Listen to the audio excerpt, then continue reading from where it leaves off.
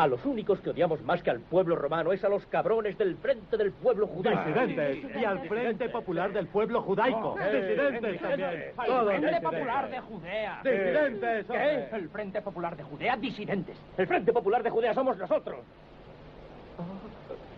Creí que éramos de la Unión Popular. Frente Popular. ¿Qué pasó con la Unión Popular, Rick? Ahí está. ¡Disidentes! Bienvenidos al segundo podcast de Disidencia.info, este espacio que ustedes van a disfrutar sin duda. Lo vamos a dedicar a la revisión de unos cuantos mitos históricos, pero tampoco con ninguna vocación de desmontar realmente, traer la verdad, iluminarles, sino que, bueno, simplemente cosas que nos llaman la atención, que son curiosas y que si alguno puede aprender algo, perfecto. Lo primero es uno de estos lugares comunes, realmente. O sea, si tú a alguien sales a la calle y le dices Edad Media, si atina a decirte algo, te va a decir que, bueno, pues una época realmente oscura de la humanidad, tópicos como la noche de 1000 años, un atraso y tal. Sin embargo, si dices, bueno, Edad Clásica, ¿no? Porque es un término un poquito más culto, pero si dices Roma o Grecia, pues la gente se imagina a tipos con barba y con toga filosofando en el foro, el ágora, Julio César con el penacho, con no sé qué. Son imágenes muy distorsionadas y sobre todo totalmente alejadas de la realidad, ¿no? Aquí tenemos a Pelayo, que sí eligió su nick como Pelayo y no como, por ejemplo, Tiberio. Quizá tenga algo que ver su preferencia medieval sobre la romana. Así que, ¿tú que estás de acuerdo o realmente no? Evidentemente estoy de acuerdo contigo. La demonización de la Edad Media, antes de meternos en harina, o sea, a decir concretamente qué es la Edad Media, qué deja de ser la Edad Media y cómo se la demoniza, pero habría que ver el porqué, sobre todo, primero, antes de todo. Y yo el porqué, mi punto de vista personal, es que no se está en contra de la Edad Media en sí, sino de lo que representa la Edad Media para nuestros tiempos. En nuestros tiempos, los filósofos, entre comillas, los intelectuales, entre comillas, y los pensadores, entre comillas, que viven en la actualidad, los propagadores del marxismo cultural y del malentendido liberalismo que nos gobierna, para ellos la Edad Media es representativa de una serie de valores como son la religión, como son el sentido comunitario, como son el sentido de la nobleza, del honor, el ideal caballeresco, la violencia necesaria, la tregua de Dios.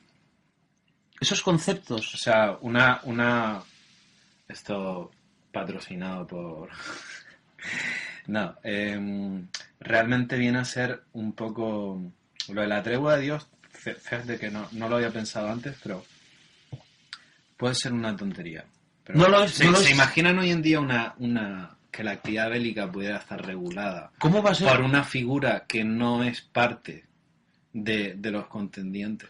No lo es, porque la tregua de Dios... Hoy en día hablarían de la ONU. O sea, la ONU ha conseguido que se firme un armisticio, un alto el fuego.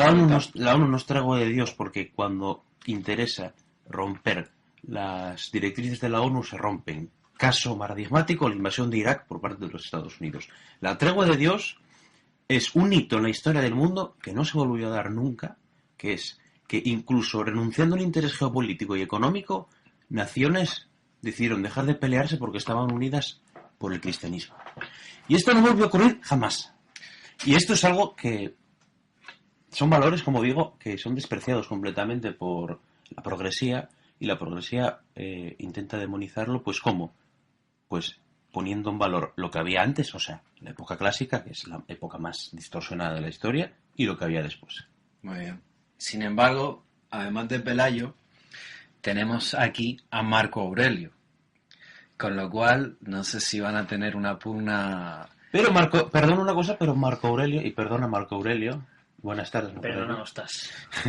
Marco Aurelio, precisamente, yo lo vería más bien como el iniciador de un pensamiento que rompe con el esquema pagano materialista que lleva hasta ese momento. No sé si me puedes Se ha dicho algo así, sí. no sé si me puedes confirmar o desmentir mis palabras, querido Marco Aurelio. Pero la pregunta, que aquí soy yo el que manda. Sí, por supuesto.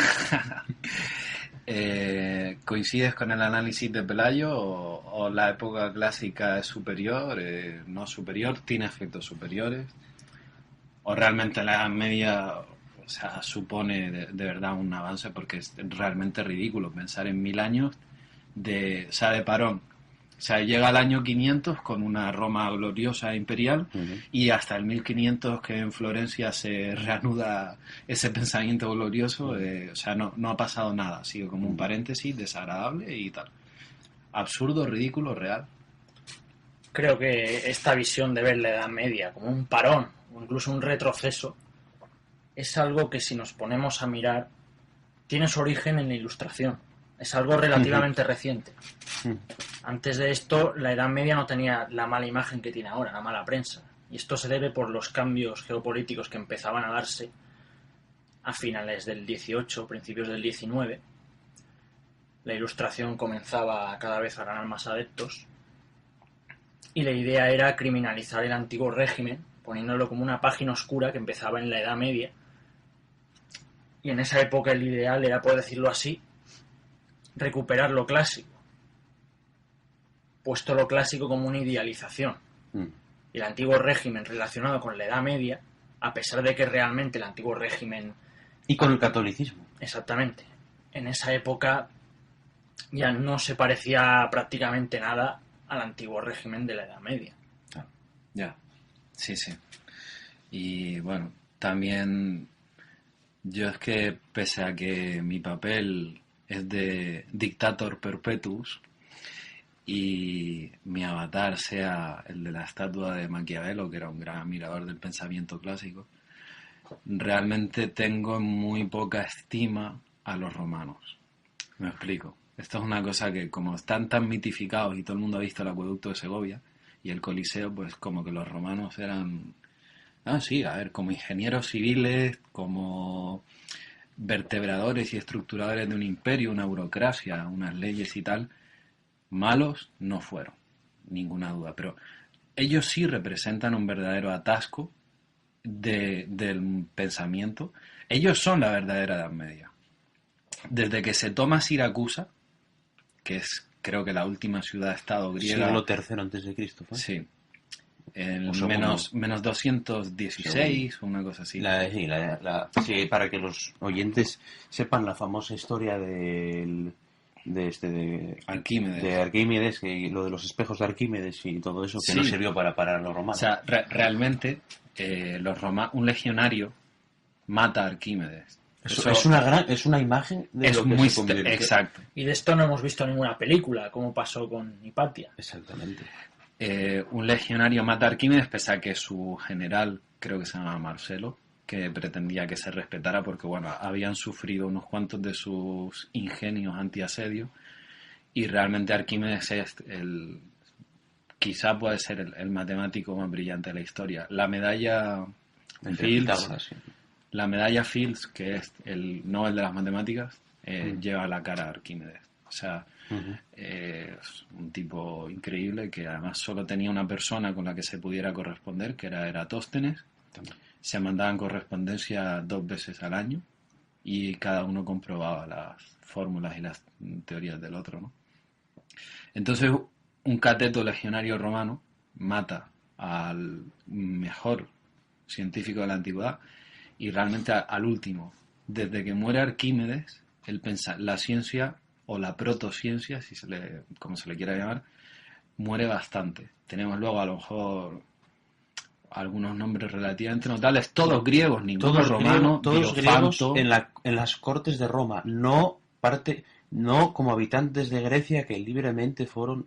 Sí. O sea, en la Atenas clásica coincidieron, pues el mismo Aristóteles coincidió con Pericles, coincidió con los de Sófocles, o sea, las artes, la ciencia y la política.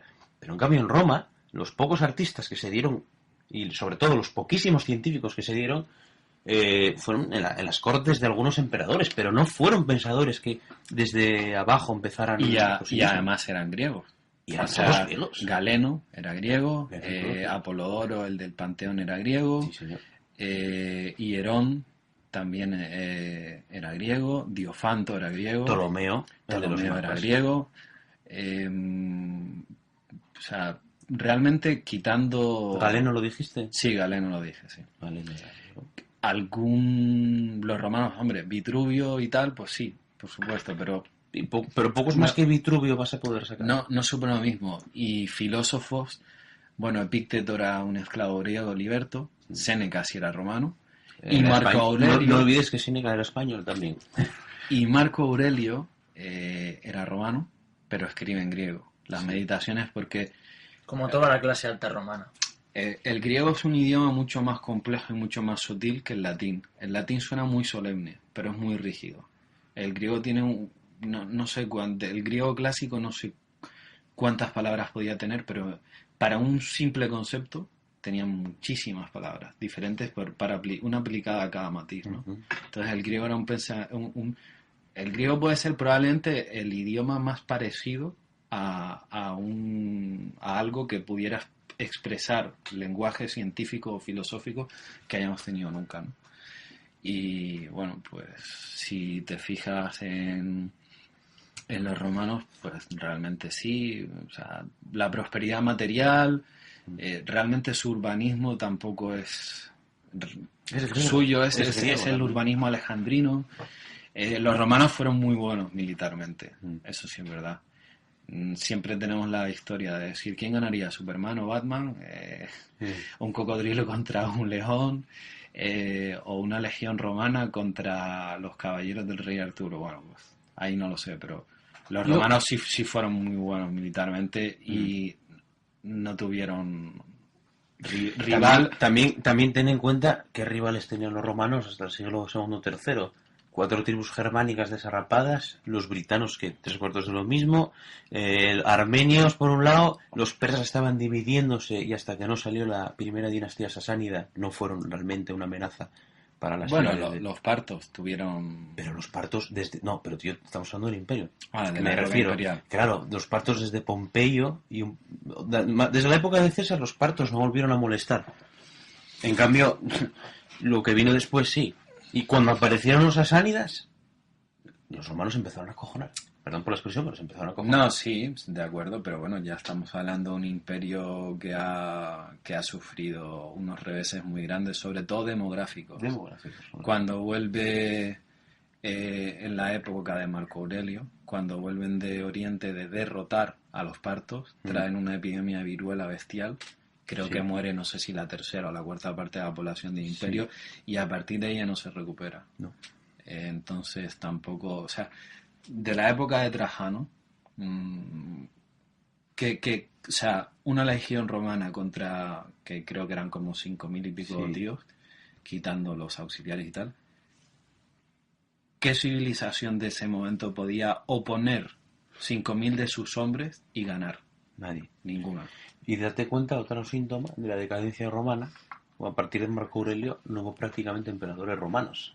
Eran de provincias todos. Eran del norte de África, y llegó a ver árabes incluso, Sí. de la zona de Dalmacia, o sea, de lo que es ahora Croacia. De Oriente Medio también. De Oriente bastante. Medio también. Todo esto es sintomático de que Roma alcanzó, llegó a un punto de civilización, pero digamos que se quedó, como bien dijiste, estancado y se durmieron los laureles. ¿No? Como que la clase alta romana se limitó a disfrutar A vivir de rentas. de lo ganado, Sí. y ya, ¿para qué, no? Perdieron el impulso civilizador. Y realmente, o sea, las 4, o sea, bueno, lo que viene a ser de Roma hasta los Alpes, que se fragmenta, luego en la Edad Media pasa de una mano a otra y tal, Ujú. y ya a partir de lo que viene a ser el siglo XI o XII, una cosa así, se empiezan a formar las repúblicas o ciudades-estado. Si vemos la cantidad de pensadores, científicos, artistas y tal, que genera la mitad de lo que hoy en día es Italia, en comparación con todo lo que produce el Imperio Romano, es abrumador. ¿Por qué? Porque en ese momento esa mitad de Italia reproduce el esquema antiguo de Grecia, de las ciudades-estado, de la competencia de una ciudad contra otra por fundar. O sea, Venecia es la nueva Atenas o Génova, o como queramos, y otra es la nueva Esparta, y otra tal, y se dedican a, pues, los mandamases tienen mucho dinero y patrocinan a artistas, científicos, filósofos, y claro, eso con la Roma imperial no pasaba. Es que parece que, o sea, sin embargo, sí estaban dispuestos a gastarse muchísimo dinero en espectáculos bastante morbosos, sórdidos, y obras de teatro en las que moría gente realmente en escenarios, y bueno, cosas de decir, nos hemos convertido en los dueños del mundo conocido y ya no sabemos ni en qué gastarnos el dinero. Exactamente. ¿No? Fíjate lo que decías de los ingenios y los pensadores, ¿no? Vamos a ver, por dar datos concretos, para ir después ya ofreciendo, o sea, que no quede todo en frases grandilocuentes, sino datos de verdad. Y de esto Tirano sabe mucho, por cierto. Pero datos concretos, mismamente, desarrollo científico a la altura del año 1200, que muchos consideran Edad Media plena, ya sabéis, la imagen típica de pueblos oscuros donde la gente analfabeta, sin dientes, etcétera. Bueno, pues en el año 1200 había multitud de cosas que los romanos jamás conocieron. Universidades, primero. Segundo, por decir tonterías, un arado de vertedera. Un arado de vertedera es un arado normal que tiene otra cuchilla que permite remover la tierra otra vez y por lo tanto mejorar la productividad de la tierra. Una tontería que a los romanos en 4 siglos no se les ocurrió. Estribos para los caballos. Fueron inventados en las estepas de Asia Central. No estaban en época romana. Una cosa como que parece lógica. Sillas de montar. No había en época romana sillas de montar. O no como se conocen ahora, que son las que permiten inmovilizar al jinete. Gafas. Se conocen las primeras lentes que aumentaban y que permitían ver a los que no podían. Se inventaron en el siglo XIII. La pólvora, que la habían inventado los chinos, pero que se volvió a inventar en Europa por un tal Francis Bacon, fue en el siglo XIII también. Arquitectura como las catedrales góticas, los romanos no llegaron a hacer nada parecido, sí en grandilocuencia, pero con materiales tan livianos. Hacer estructuras tan grandes con los métodos romanos hubiera sido imposible. Y esto creo que te estás dejando una cosa que parece que ha existido de siempre, que es el reloj mecánico. Bueno, el reloj un poco después, pero sí. El reloj mecánico creo que es del siglo XIII. Del siglo XIII también. La metalurgia es, o sea, el secreto del acero. Sí. O sea, los romanos no lo tenían realmente. Uh-huh. El acero de Damasco y el de Toledo, los romanos nunca tuvieron nada parecido. Claro. Y el de Solingen, que está en Alemania. Uh-huh. La navegación, o sea, realmente... La quilla se inventó en esa época. Claro, y el timón, o sea, las galeras no tenían un timón como el que... O sea, la rueda esta del timón para bajar el barco, eso es posterior. Que parecen cosas tan simples, ¿verdad? Claro. Y te das cuenta, un caballero, el típico caballero... Los cubiertos para comer. Cosas tan tontas. El típico caballero del siglo XIII, imaginemos Juego de Tronos, ¿eh?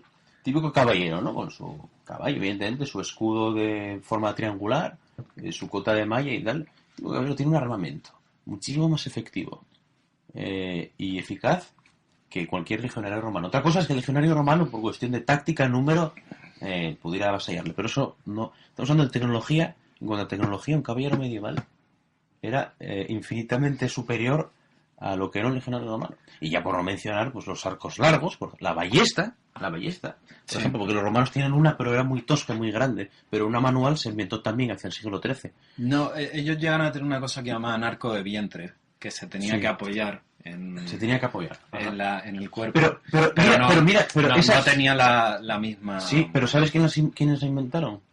Los griegos. Sí, no los romanos. Exacto. Incluso las razas de caballo, los romanos usaban razas de caballo que hoy en día se considerarían ponis.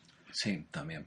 Las razas más grandes para más usos, no solo para guerra, sino para transporte, muy importante también, empiezan a extenderse a partir de Las razas de bovinos también. La Edad Media no es solo cristiana. Los escandinavos llegan a América en el año 1000.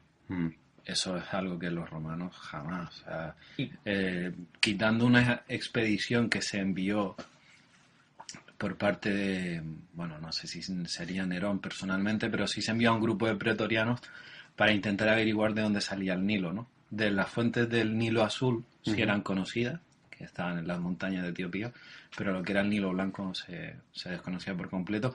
Y por la descripción que dan de lo que encontraron, parece ser que sí que llegaron al lago Victoria, creo que se llama, ¿no? Pero aparte, quitando eso, pero en la no... Edad Media llegó un tal Marco Polo y llegó a la misma Shanghái. Fíjate, todo esto nos dice que incluso, si me permites, no voy a permitir. Se abrieron nuevas rutas comerciales que comunicaban zonas que antes habían estado incomunicadas. Por ejemplo, la ruta de los grandes ríos Europa del Este, que llegaba a conectar lo que es la zona de Suecia, Finlandia... Sí, el Báltico con el Mar Negro. Exacto. Realmente, ¿no? Fijaos, y esto nos tiene que dar a pensar que todo eso que se hizo en la Edad Media, época tan oscura, en un siglo como el XIII, que aún quedaban 3 siglos de Edad Media, nos va a pensar que realmente no podían ser tan tontos. O por lo menos, entonces es que los romanos eran muy tontos. Una de dos, o eran muy tontos los romanos o no eran tan tontos los medievales. Porque estamos hablando de que 4 siglos de imperio que domina el Mediterráneo, que domina el comercio, que domina todas las artes, que domina absolutamente todo lo que se puede dominar, no logran inventos tan idiotas como los que acabamos de mencionar. Pues así está el tema. Y luego se reinventa, en la Edad Media se inventa Europa con el cristianismo, porque si hoy en día, ¿qué hay en común entre Lisboa y Novosibirsk? Que vas a ver iglesias. Sí. O sea, el cristianismo, vale, van a decir, no, expandimos la cultura romana. Bueno, en parte sí. Sí, claro, Irlanda, eso es innegable. Irlanda empieza a formar parte de Europa, Escandinavia, o sea, son cosas que realmente los romanos no... Es que nunca... O sea, por ejemplo, los romanos tenían una concepción tan materialista y tan poco espiritual de las cosas que dijeron, bueno, aquí encontramos mucha oposición y el rendimiento de la inversión que vamos a hacer no compensa. Si España hubiera hecho eso al final de la Edad Media, pues no hubiera conquistado Canarias o no hubiera llegado luego a América. O sea, los romanos tenían una concepción de no, esto ya no, y ya aquí no seguimos. Entonces, bueno, pues Germania y toda esa zona se quedó sin dar, ¿no?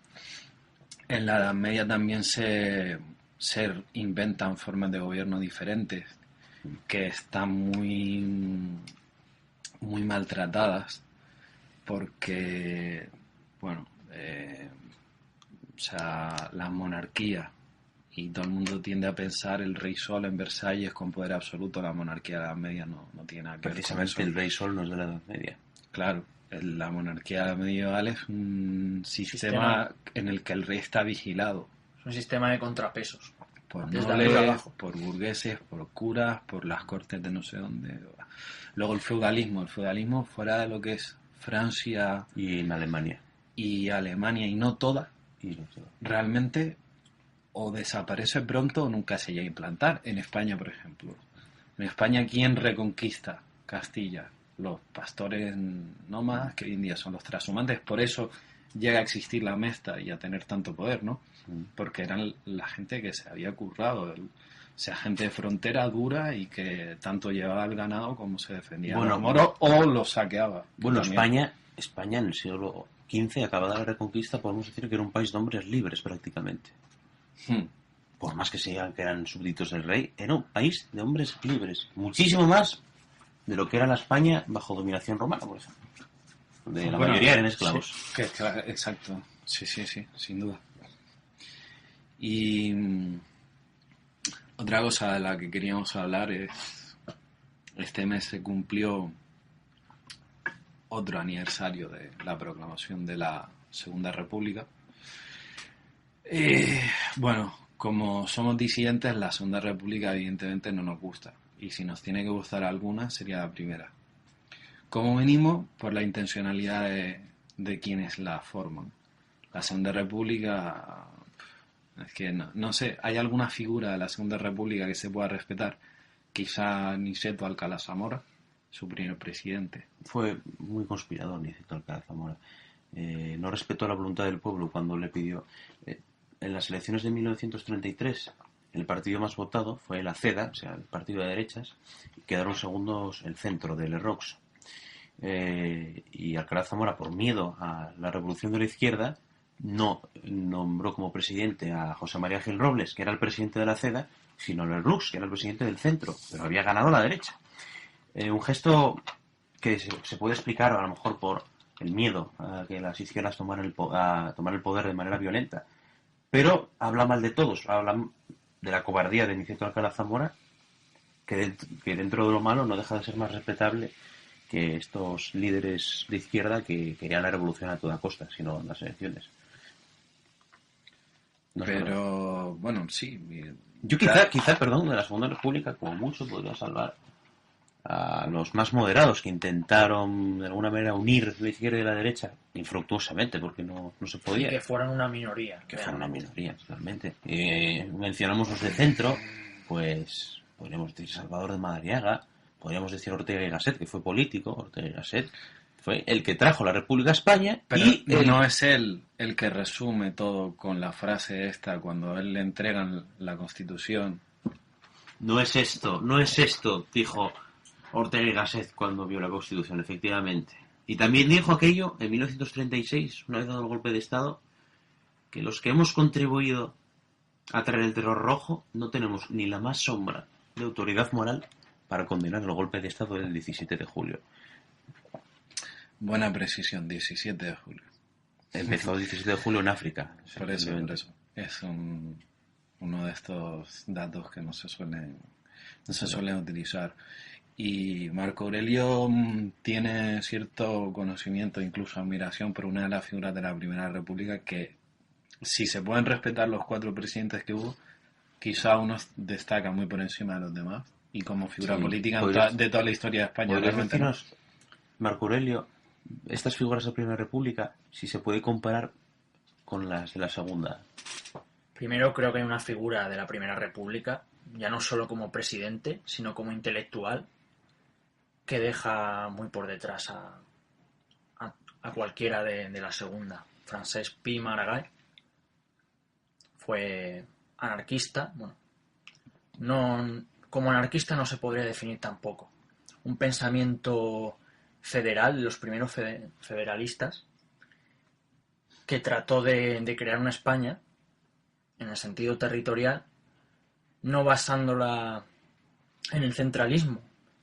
El centralismo que empezó ya a finales del 18, pero que tomó cuerpo en el 19. Es en esta, él trató de aplicar el federalismo liberal de la zona de... Sí, y te das cuenta, Pi Margall, así como su colega Emilio Castelar, un enorme orador, podrían estar o no equivocados, pero su intención, sus ideales eran eminentemente patriotas. Ellos ponían a España por encima de todo, y cuando vieron que el experimento republicano no iba a salir adelante, entre otras cosas porque era imposible por la inestabilidad política del país, pues dieron marcha atrás. Él mismo vio que el modelo federal que intentó implantar en España se radicalizó, derivó en el cantonalismo, que era directamente una secesión directa de gran parte de las provincias, Claro. incluyendo el cantón de Cartagena. Eso fue Muy demacrante. Y el de Alcoy también, ¿no? cierto, la revolución del petróleo. Él vio que el experimento le había salido mal y precisamente se negó a reprimir el cantonalismo, a firmar unas sentencias de muerte a varios acusados, porque él se veía responsable de ello.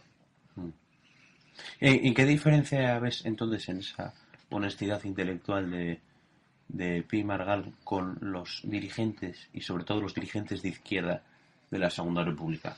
Primero, creo que de verdad le movía el idealismo. Él de verdad quería crear una España adecuada a los tiempos, manteniendo lo bueno anterior, por decirlo así, como es el modelo descentralizado, Sí. pero a la vez evitando también caer en los errores del pasado en este sentido. Quizá él intenta un poco harto de ver durante el siglo XIX guerras por el modelo de Estado realmente, ¿no? O sea, desde fuera se ven las guerras carlistas como un tema dinástico y nada que ver. La excusa. O sea, son... Pero claro, él por una parte no quiere el centralismo que se intenta imponer por parte de los partidarios primero de Fernando VII, luego de María Cristina, luego de Isabel II, pero tampoco, o sea, el modelo foralista lo ve superado. No quiere volver, por ejemplo, a las aduanas interiores y a los privilegios de la Mesta, por poner algunos. Y entonces... Él tiene una frase muy buena y, disculpa, que dice, subdividiré al poder hasta que no quede poder mismo, o algo así. O sea, era como eso, no concentrarlo, pero tampoco volver a lo de antes, ¿no? Y está totalmente fuera de lugar en aquella España. Sí.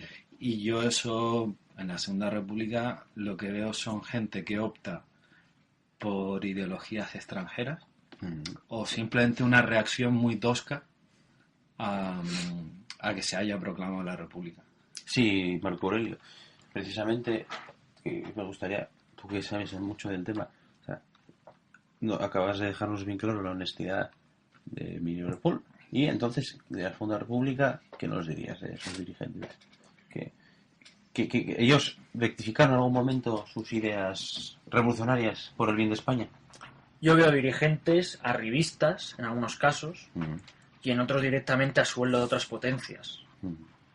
No creo que tuvieran de verdad un idealismo sincero como el de Pi Margall y otros dirigentes de la Primera República.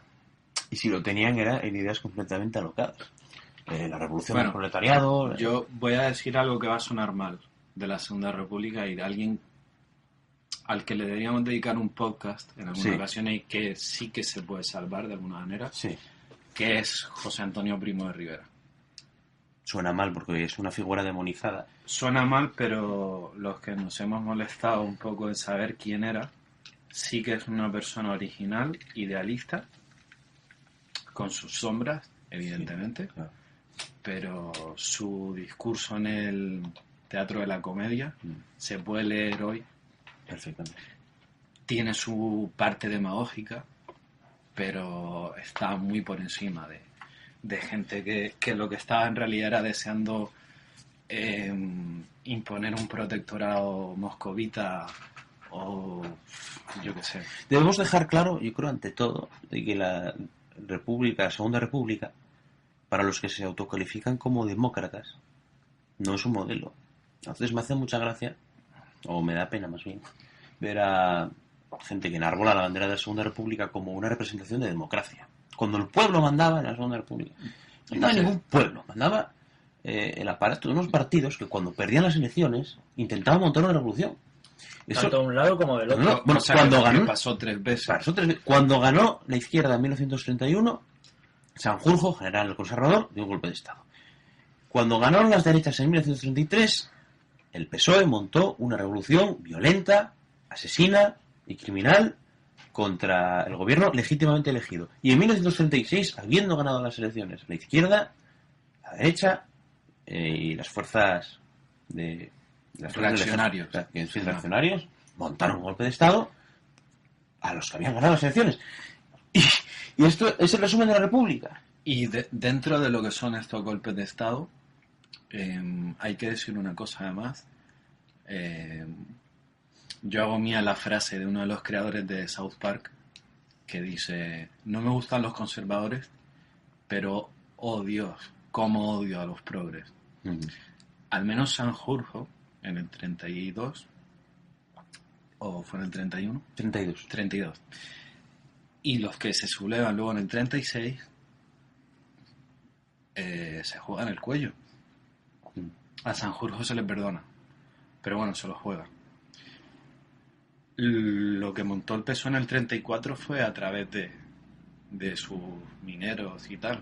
Hombre. Usaron de marionetas. Los dirigentes del PSOE no se jugaron el cuello. Largo caballero, gritaron viva Rusia, Mm. pero allí los muertos los vosotros. Sí. Entonces eso es una de las cosas que algún día habrá que dedicarle al PSOE como la lacra, una lacra que dura más de, ¿cuántos son? 100 años más. 120 Casi, años. casi 150, No, desde 1875. es verdad. Reconvirtiéndose, pero para hacer siempre lo mismo, realmente. Sí, para mantener en el poder a su Y camarilla. es el PSOE es una especie de continuador y propagador de lo que viene a ser la España que intenta renunciar a sí mismo, ¿no? La España que promueve la leyenda negra, que siempre intenta demonizar el pasado, que... O sea, es que es una cosa que no... Es como hoy en día cuando te cuentan... no, porque en España se quemaba a la gente por bruja. Pues estos te cuentan, no, porque en la época de Franco, si eras rojo no podías presentarte a una oposición. Y dices, bueno, pero si acabas de aprobar tu PSOE en Andalucía una ley para que en caso de empate una mujer pase por delante de un hombre. O sea, no sé, es que volviendo a eso, entonces te cuentan, eso se dedican a demonizar el pasado constantemente. Claro. Y si, bueno, luego examinas ese pasado, pues no es como te cuentan, ¿no? O sea, por ejemplo, ¿cuántas brujas se quemaron en España? Pues mira, un dato conservador habla de unos 4.000. Marco Aurelio, ibas a decir. De brujas no, el número es mucho... No, claro, De tienes brujas. razón. No digo personas. No gente brujas. general. ¿Cuántas serían De brujas Marco? hubo un proceso muy famoso en el que estuvo a cargo el inquisidor Alonso de Salazar. Lo llamaban el defensor de las brujas porque él pensaba que las historias de brujería eran simplemente supersticiones de campesinos analfabetos, en sus propias palabras. Y él decía que de ninguna forma esto podía ser real. Y de hecho, en el proceso más conocido que ocurrió en el País Vasco, solo se llegó a quemar a 12 brujas en un proceso de a lo mejor cientos. Y este es el mayor proceso de toda la historia de España. Y estamos hablando en una época en la que en el resto de Europa se quemaban cientos de miles. La leyenda negra, podemos hacer un paralelo con lo que hablábamos en la Edad Media, totalmente. ¿Qué representa el Imperio Español para las élites? O para las élites, para los países que imponen hoy su visión del mundo, o sea, Inglaterra y sobre todo los Estados Unidos. ¿Qué representa el Imperio Español? El Imperio Español fue el defensor del catolicismo, de la España católica, de la Europa católica. Fue defensor de un modelo de civilización que no se trataba solo de expandir el comercio, no se trataba solo de poner puertos comerciales y a comerciar, como hicieron siempre los ingleses, sino realmente de expandir Europa. España lo que hizo fue trasplantar, o de alguna manera llevar toda la sabiduría de la historia de Europa al nuevo continente. Y eso lo acabaron haciendo en Norteamérica los ingleses, pero no los mismos ingleses, sino sus descendientes que se rebelaron contra ellos, porque no querían ser simple mano de obra, sino que querían construir su propio futuro. Los ingleses que quemaban brujas en Salem, ya casi en el siglo XVIII, ¿no? Sí, señor. Este tema de la leyenda negra da estupor comprobar cómo hoy en día, pues cualquier muchacho de la calle pues te dirá que sí, que en España fue un país atrasado, que España fue un país que... ¿Cuántas universidades había en esa época de oscuridad y tal? Pues había más universidades que en cualquier otro país de Europa. Y estudiantes universitarios, más que ninguna otra parte. O sea, mismamente la leyenda negra nos habla de un país atrasado en el que no sé si tiene parangón en la historia, un país en el que sus grandes nombres, en su época gloriosa, no eligen entre la pluma y la espada, porque son maestros de ambas. Tenemos, por ejemplo, el caso más famoso sería Cervantes.